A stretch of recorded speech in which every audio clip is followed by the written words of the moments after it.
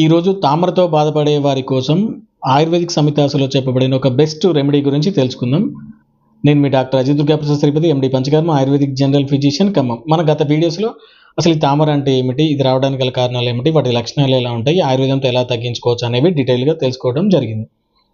ఈ వీడియోలో ఎటువంటి ఖర్చు లేకుండా మన ఇంట్లోనే సింపుల్గా తయారు చేసుకునే పైపూతగా అప్లై చేసి అంటే టాపికల్గా అప్లై చేసి ఒక బెస్ట్ రెమెడీ గురించి తెలుసుకుందాం. దీనికి కావాల్సిన రెండు పదార్థాలు. ఒకటి దుర్వా చూర్ణం, దీన్నే మనం బెర్ముడా గ్రాస్ అని, అదే మన వాడుక భాషలో గరిక గడ్డి చూర్ణం అని అంటాం. రెండవది హరిద్ర అంటే పసుపు.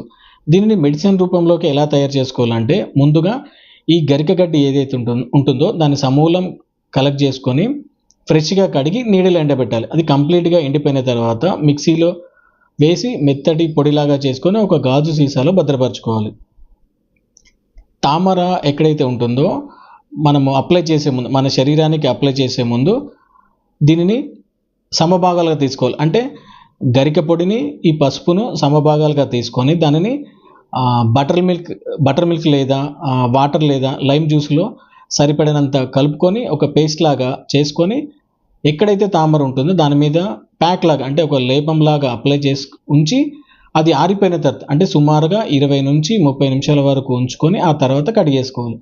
ఇలా రోజుకు ఒకసారి చొప్పున ఒక నెల రోజుల పాటు కనుక చేసుకున్నట్లయితే ఈ తామర సమస్య నుంచి పూర్తిగా విముక్తి పొందవచ్చు.